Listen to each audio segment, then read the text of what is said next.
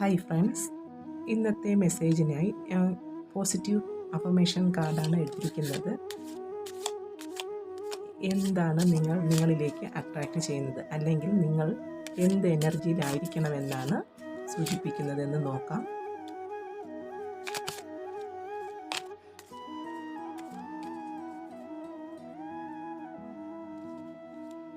നിങ്ങളിലേക്ക് ആകർഷിക്കപ്പെടുന്ന എനർജി അല്ലെങ്കിൽ നിങ്ങൾക്ക് നൽകുന്ന മെസ്സേജ്.